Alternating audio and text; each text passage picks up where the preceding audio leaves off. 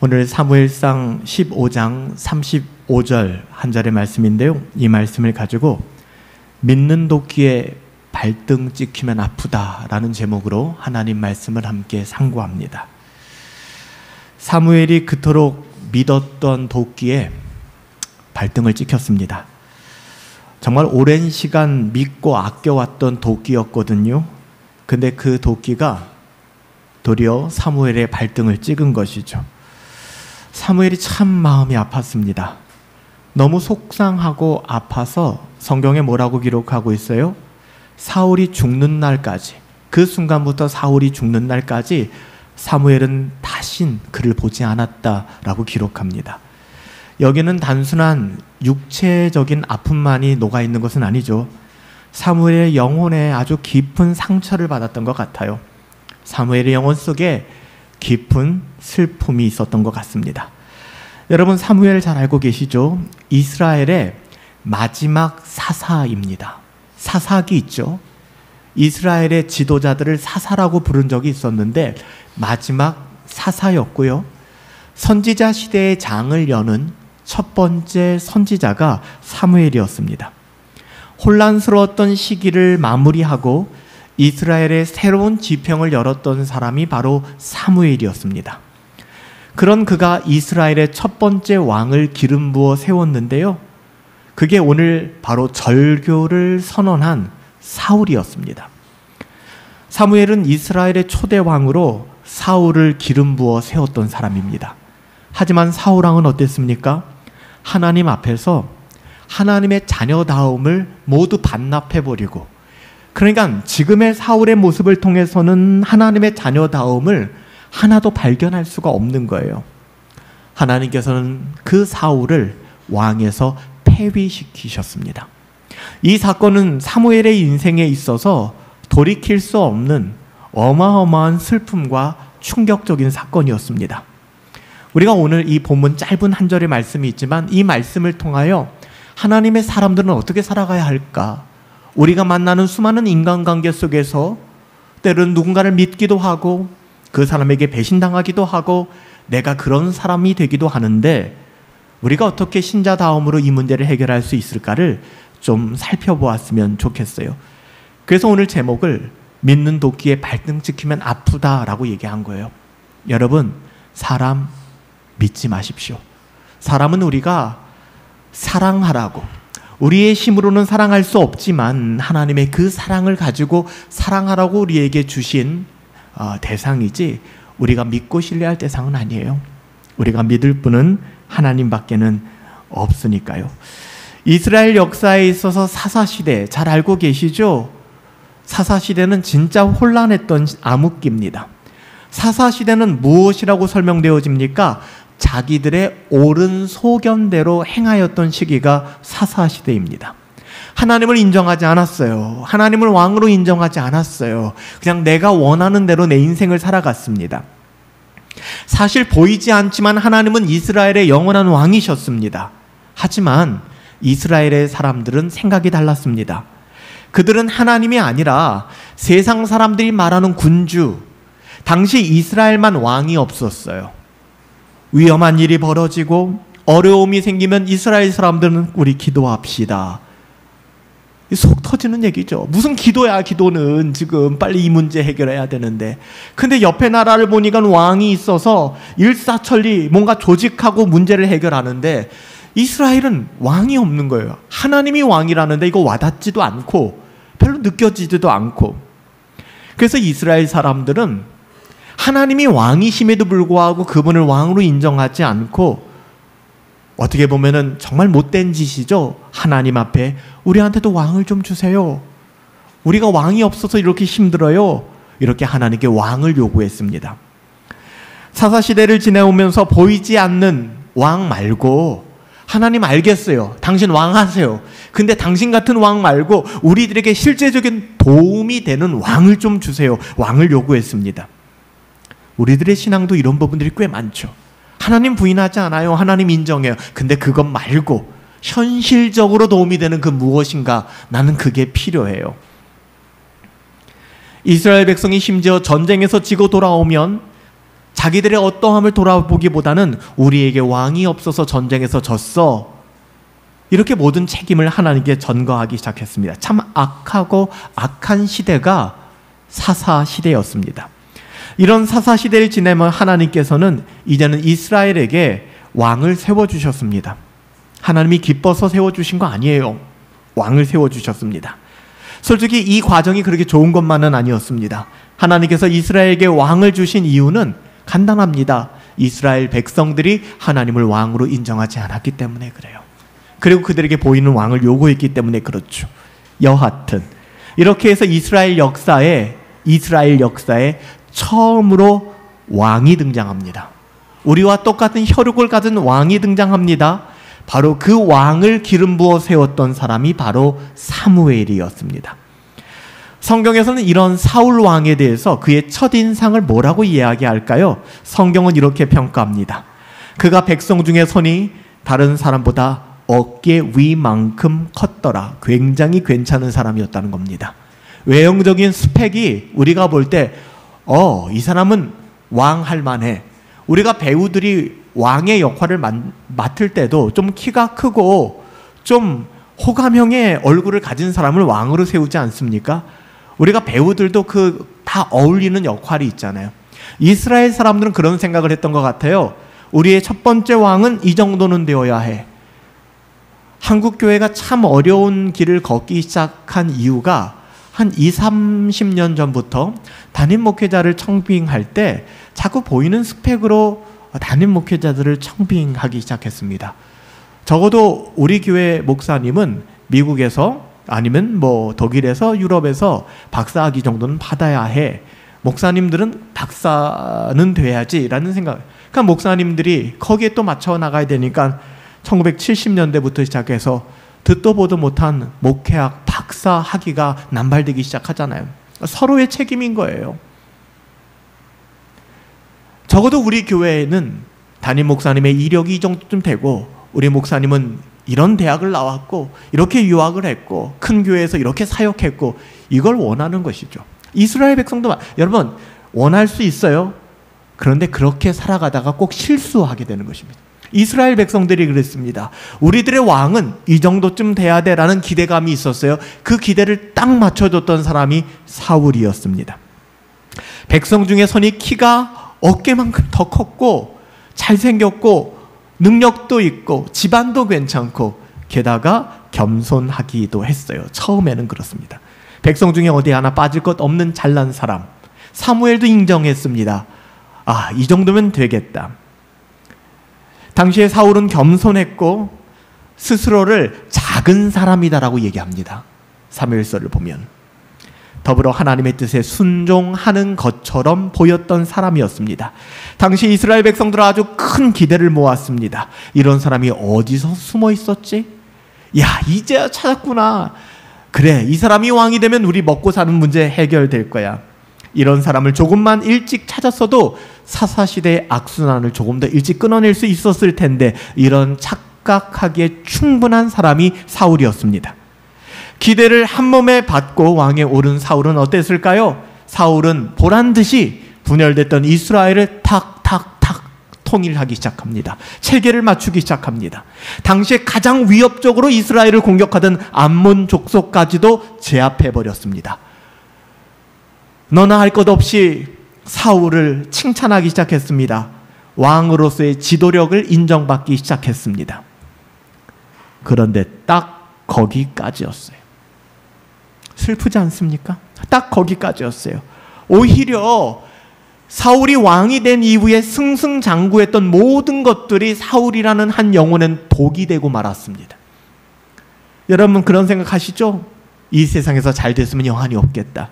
항상 이 세상에서 일이 잘 풀리고 성과가 나는 것이 신앙적으로 꼭 좋은 거 아닙니다. 전 여러분들이 출세하기를 위해 기도합니다. 하지만 출세하는 것이 여러분 꼭 좋은 것만은 아닙니다. 영적인 눈으로 보면 그 반대의 경우가 너무 많거든요. 그래서 예수님께서도 부자 되는 것에 대하여 경고하듯 말씀하셨죠. 부자 되는 게 뭐가 나쁘겠습니까? 하지만 그 유혹이 얼마나 큰 줄 알기 때문에 부자가 천국에 들어가는 것이 마치 낙타가 바늘길을 통과하는 것처럼 어렵다라고 말씀하신 이유가 그거잖아요. 승승장구하고 인생이 보란듯이 잘 되는 것이 때로는 독이 된다는 것이죠. 부자가 되는 것 마다할 사람 누가 있겠어요? 그런데 부자됨이 오히려 그 영혼에 해악이 된다면 그럼 우리가 돌아봐야 한다는 것이죠. 왕이 된 사울 역시 이 시험을 통과하지 못했습니다. 처음에는 그렇게 겸손했는데, 처음에는 예수님 하면 눈물 줄줄 흘렀는데, 정말 은혜로운 삶을 살았는데 그런 모습이 이젠 사울에게선 전혀 보이질 않아요. 어느 순간인가부터 사울은 자기 이야기를 하기 시작합니다. 자기를 높이기 시작합니다. 사울은 천천히요, 다윗은 만만이라는 이야기를 듣고 시기하기 시작합니다. 하나님의 뜻보다는 눈앞에 있는 자기의 이익을 추구하는 사람으로 너무 추하게 바뀌어가기 시작했습니다.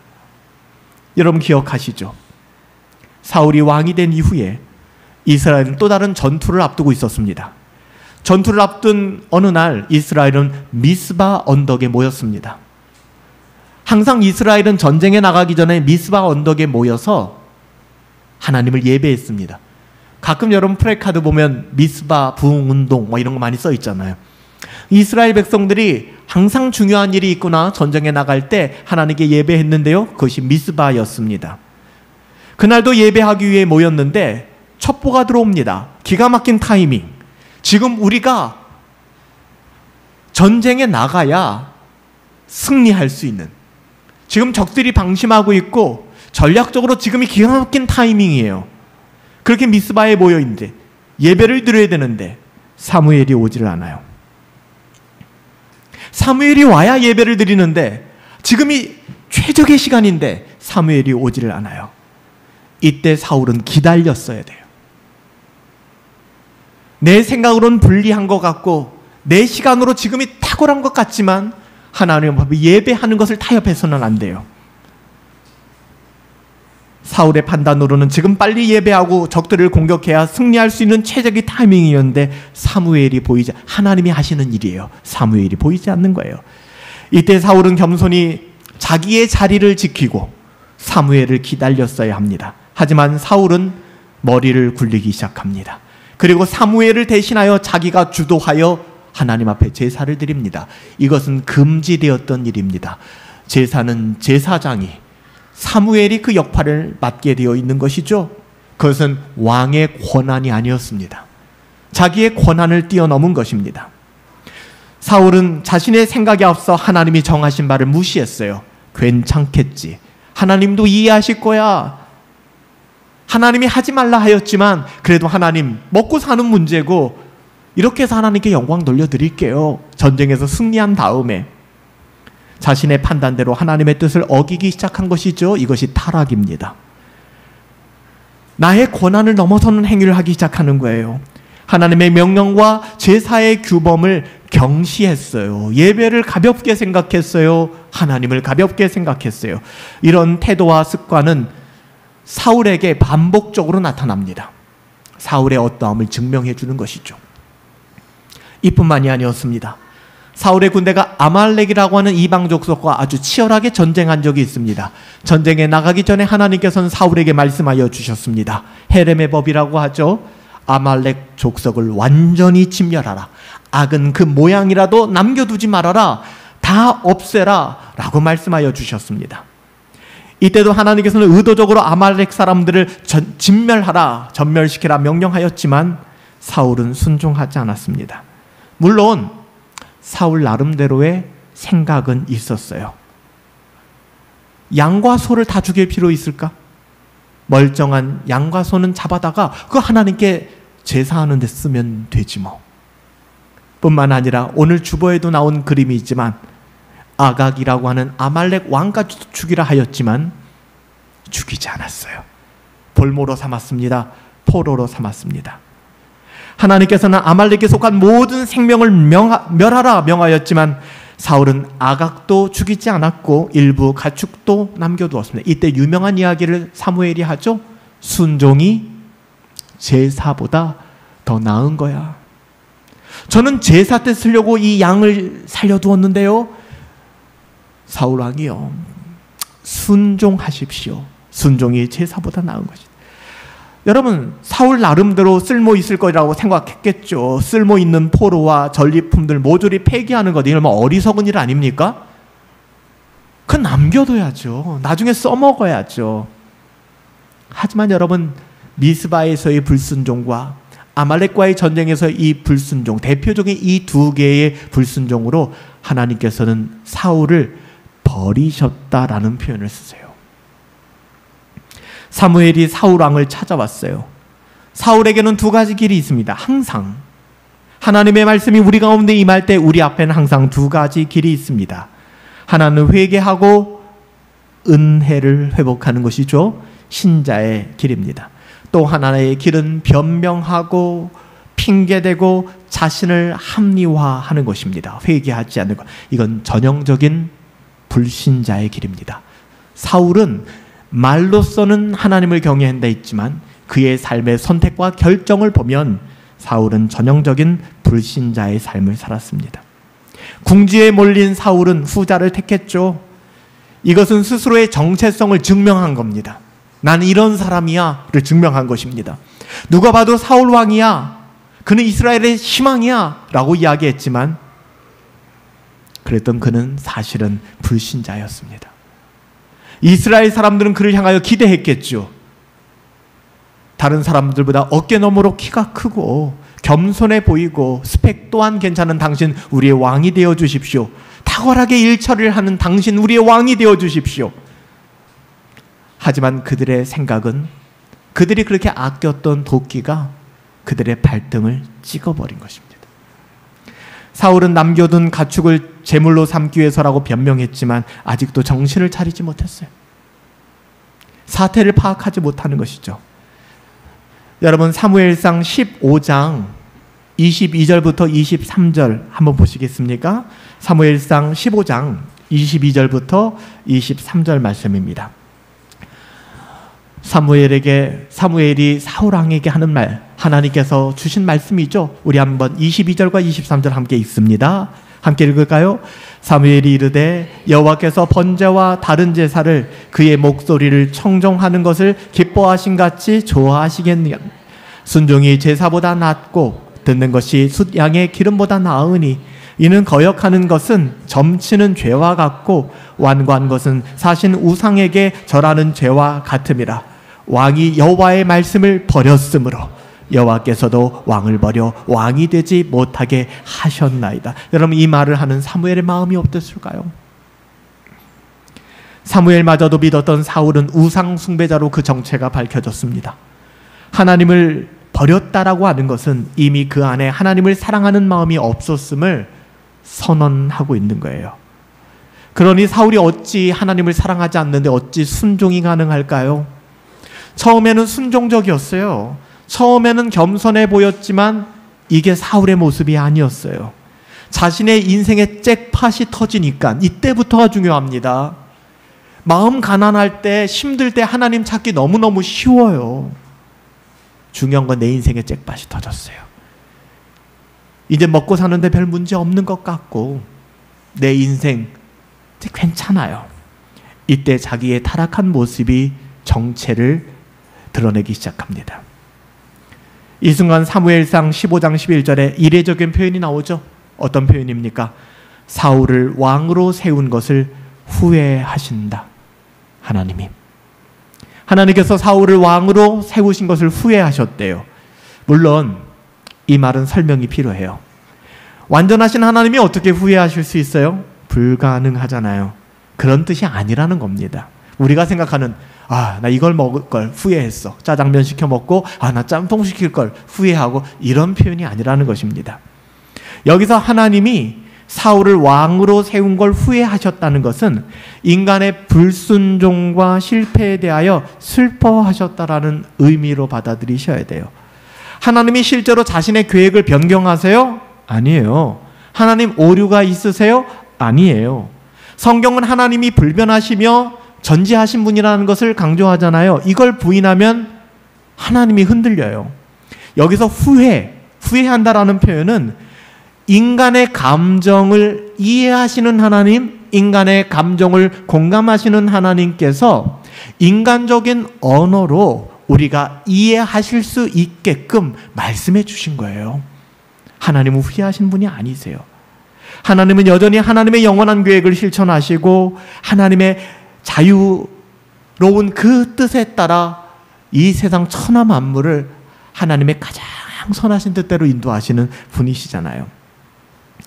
이렇게 사울은 자기가 속한 곳으로 돌아갔고 이스라엘의 왕에서 내려와야만 했습니다.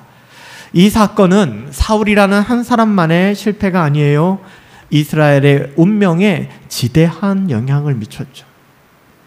우리 지역사회에서도 한 대형교회가 설교자로서 아주 유명하신 목사님이 은퇴하시고 나서 계속해서 교회를 떠나지 않고 사역을 하시며 후임을 세웠는데 후임 목사님 오신 지 한 5년도 되지 않아서 사임하고 떠나서 좀 어려움이 있었죠. 물론 교계에 알려진 바로는 그분이 다시 선교지로 돌아간다라고 했지만 그 내막을 아는 사람들은 그분이 쫓겨났다는 것을 다 알고 있었어요. 그리고서 또 미국에서 어느 정도의 스펙을 가지고 사모님도 대학에서 교수를 하는 정말 괜찮은 사울과 같은, 그분이 사울이란 얘기는 아니지만 그들이 볼 때 그런 기대감을 세울 수 있는 담임 목회자를 데리고 와서 또 교회를 맡겼어요. 그분도 5년이 되지 몇 년 되지 않아 얼마 전에 또 사임하고 떠나죠. 심지어는 그분은 본인이 사임되어야 된다는 사실조차 알지 못할 때 떠나게 됐어요. 여러분, 오늘날 되어지는 많은 문제들을 보면서 우리가 성도들은 어떤 목사를 원할까? 여러분들은 어떤 목사를 원하십니까? 어떤 지도자들을 원하십니까? 여러분, 믿는 도끼에 발등 찍힐 수 있습니다. 여러분, 무엇을 믿고 계십니까? 사울이 왕에서 폐위된 일은 개인적으로 사무엘에게 아주 커다란 충격과 슬픔을 안겼습니다. 사무엘은 사울이 왕이 되는 그 순간부터 사울 왕과 함께 했어요. 친구처럼. 그리고 언제나 사울 왕이 성공하기를, 사울 왕을 통하여 하나님의 나라가 이 땅 가운데 임하기를 누구보다도 원하고 지지했던 사람이 사무엘이었습니다. 그런데 그렇게 지지했던 사울 왕이 불순종과 우상 숭배에 빠지자 이게 남의 일처럼 여겨지지가 않는 거예요. 사무엘은 자기가 선택한 그 왕이 하나님의 명령을 어기고 실패한 것이 너무 마음 아팠어요. 사무엘은 사울이 왕이 되어 이스라엘 올바르게 이끌길 원했지만 그렇지 않았죠. 그래서 우리가 오늘 읽은 본문 말씀이 뭐라고 얘기합니까? 사무엘상 15장 35절에 사무엘은 사울이 죽는 날까지 사울을 다시 보지 않았고 여호와께서는 사울을 근심하게 하였다. 인간관계가 완전히 깨어져 버린 것이죠. 여러분, 여러분들에게도 이런 경험이 있으신가요? 저는 인생을 살면서 이런 경험을 적지 않게 해본 것 같아요. 믿는 도끼에 발등을 찍히는 것. 여러분, 왜 우리는 믿는 도끼에 발등을 찍힐까요?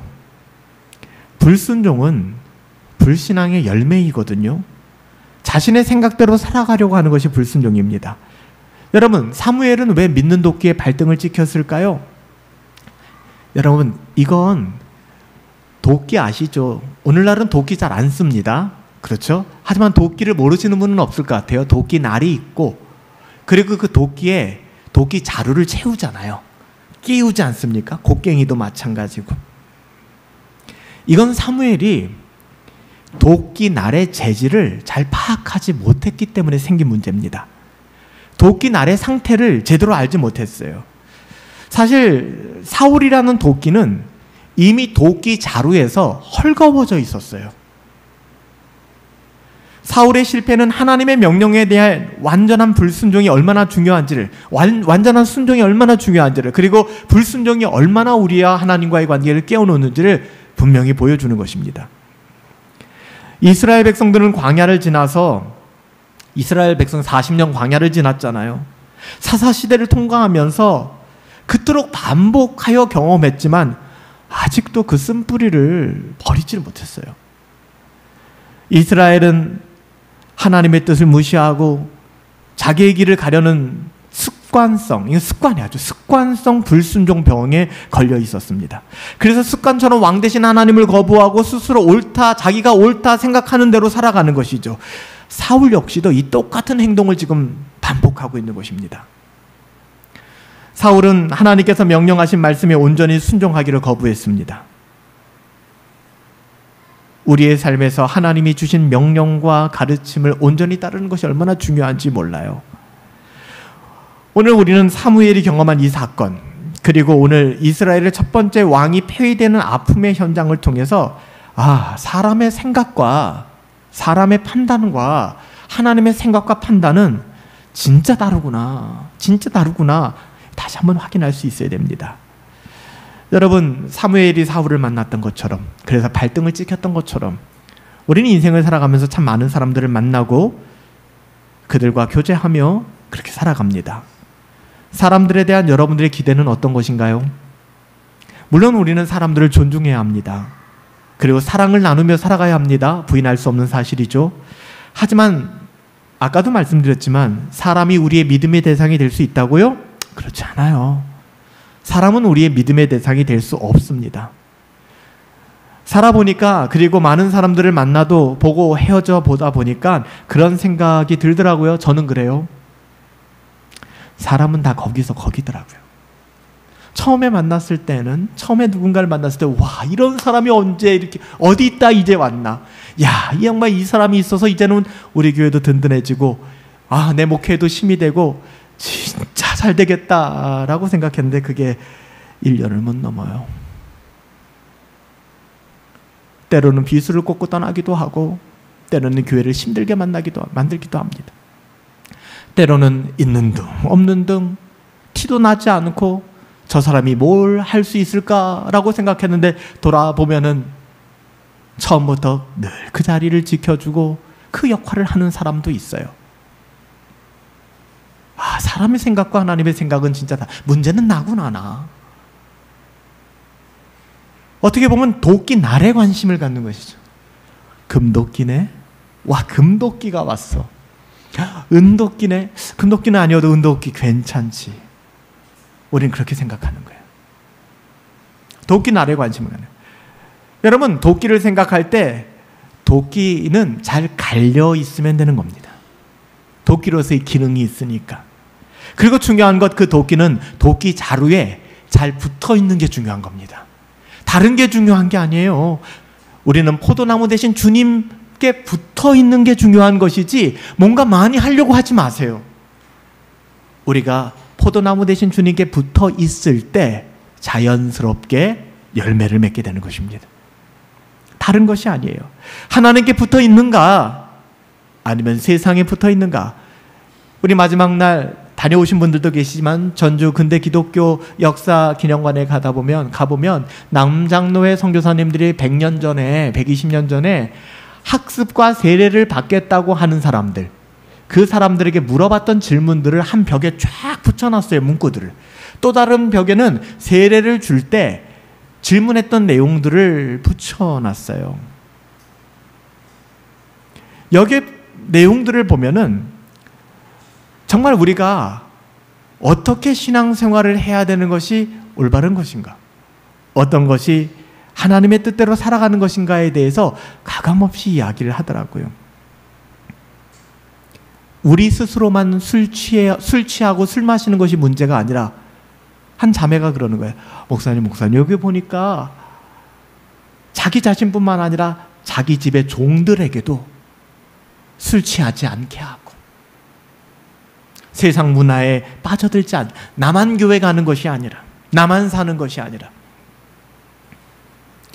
여러분, 120년 전에 복음을 전했던 선교사님들도 교회의 교회됨을 위하여 포기하지 않았어요. 양보하지 않았어요. 여수에 있는 애양원에 가면 애양원 기념교회가 있고 또 손양원 목사 순교 기념관이 있어요. 여기에 가면 유복자로 태어나신 손양원 목사님의 막내 아들이 그 자리를 지키고 서서 아버지에 대한 역사가 왜곡되었다고, 아버지에 대한 신앙이 변절되었다고 그 자리를 지키고 서 계세요. 이번에 가서 우리 청년들과도 저는 미리 만나 뵙고 왔기 때문에 영상도 많이 공유해주고 시간이 없기 때문에 우리가 인사만 드리고 쭉 돌아보았어요. 참 감사한 것은 목사님이 나오는 우리 청년들 한 사람 한 사람 손을 잡아주면서 믿음 지키고 사셔야 된다고, 세상의 가치에 미혹당하면 안 된다라고 악수해주고 격려해주는 모습을 보면서 이런 어른들이 많았으면 좋겠다. 이런 어른들로 한국교회가 채워졌으면 좋겠다. 도끼 날에 관심 갖지 말고, 그 재질에 관심 갖지 말고, 그 도끼가 도끼 자루에 잘 붙어 있는가. 그럼에도 불구하고 여전히 우리는 도끼를 고를 때 그게 금도끼인지 은도끼인지에 관심을 쏟게 되는 거예요. 그래서 실수하게 되죠. 그래서 믿는 도끼에 발등이 찍혀요. 그러면 어떻다고요? 아파요. 아프다고요. 도끼는 자루에 붙어 있을 때 안전한 겁니다. 우리는 어떤 일을 하든지 간에 그 사람이 적임자야. 처음엔 저도 목회를 하면서 그 생각했어요. 아, 이 일엔 이 사람이 적임자구나. 적임자라고 생각해서 그 사람을 그 자리에 세워놨더니 그 자리에서 갑질을 해요. 그 자리에서 자신의 어떠함을 드러내요. 자기 정치를 해요. 교회가 아파요. 그 이유는 저는 마음을 바꿨어요. 교회는 적임자가 없다. 그 자루가 도끼 자루에 도끼날이 잘 꽂아져 있는 사람이 적임자인 것이지, 당신은 경제학을 전공했으니까, 당신은 재정에 밝으니까, 당신은 이러니까 이 역할을 해주시고, 당신은 이 역할을 해주시고, 아니더라고요. 교회 적임자가 어디 있습니까?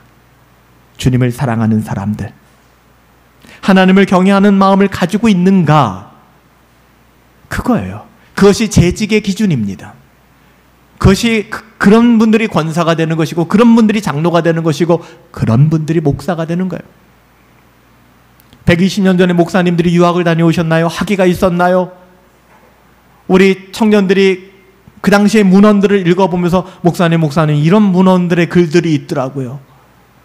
목포의 한 목사님의 설교를 들어보면은 지옥 형벌에 관하여, 그 마귀 사탄에 관하여 우리 하나님의 은혜로 끄집어내야 된다는 그 피 맺힌 절교와 설교들 오늘날은 들어볼 수가 없어요.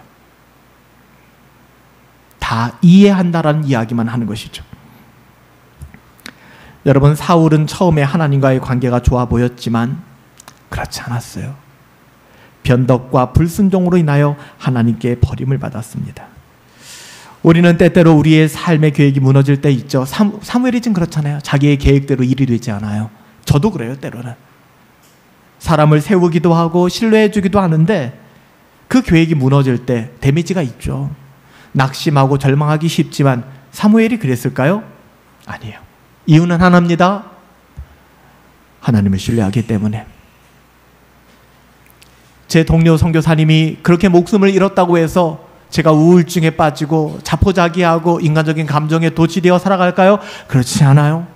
왜요? 저는 하나님을 신뢰하기 때문에. 하나님을 신뢰하기 때문에. 오히려 그 친구가 떠난 그 사건을 접하면서 저는 제 마음속에 나는 그 길을 걸어가고 있는가? 나는 대한민국에서 편하게 목회하면서 그 마음을 잃어버리며 살아가는 것은 아닌가? 가끔이지만 호스테스 병동에 찾아가서 복음을 전하고 있는 올해, 누누이 말씀드리지만 오늘 살아서 함께 웃으며 따뜻한 온정을 마주대하고 복음을 전하고 기도했지만 다음 달에 가서 그분의 얼굴이 보이지 않는다니까요. 난 정말 내 인생을 낭비하고 있지 않는가? 내 인생을 허비하고 있지 않는가? 진짜 가치 있고 의미 있는 일에 나는 내 인생을 몰입하고 있는가? 전 다시 한번 돌아보게 되더라고요. 그 친구는 그 친구의 인생 여정 정말 잘 마친 거예요. 그리고 주님 품에 안겼잖아요. 더 이상 눈물도 없고 고통도 없는 그것. 우리는 사울의 실패와 사무엘의 슬픔을 통해서 사람을 의지하기보다는 하나님의 명령에 순종해야 하며 하나님께서 주시는 새로운 계획, 그것을 신뢰하며 살아가야만 합니다. 우리의 감정 따로 살아가지 마세요. 하나님의 뜻을 바르게 분별하세요. 하나님의 뜻 안에 견고히 서 계세요. 사무엘은 단순히 개인적인 슬픔을 넘어 하나님의 뜻과 인간의 감정이 격돌하고 충돌하는 복잡한 감정을 가졌지만 궁극적으로는 하나님을 신뢰했습니다. 사랑하는 성도 여러분, 하나님을 믿으세요. 믿는 도끼에 발등 찍으며 살지 마십시오. 믿는 도끼에 발등 찍힌다고 안 아픕니까? 더 아파요. 믿었기 때문에. 사울의 실패를 통해 우리는 사람을 의지하지 말고 하나님의 명령에 대한 순종의 중요성을 깨닫고 하나님의 계획을 신뢰하며 살아갈 수 있었으면 좋겠습니다. 우리의 삶 속에서도 하나님의 뜻을 신뢰하며 그 뜻을 이루기 위해 노력하는 삶. 저는 우리 분당 허브 교회가 그런 교회 되었으면 좋겠습니다. 저와 여러분이 하나님을 신뢰하고 서로를 사랑하며 우리에게 맡겨주신 믿음의 여정, 금도끼, 은도끼, 노도끼 여기에 여러분 관심 갖지 마세요. 도끼 나루에 잘 채워져 있는가? 나는 포도나무 대신 예수님께 잘 접붙여져 있는가? 말 따로 행동 따로로 살아가는 것은 아닌가? 날마다 자화자찬하며 내 자신의 프라이드에 빠져 사는 것은 아닌가? 그러면 안 됩니다. 조심하셔야 돼요. 하나님의 뜻 분별하여 살아갈 수 있는 저와 여러분들 되시길 예수님의 이름으로 축복합니다.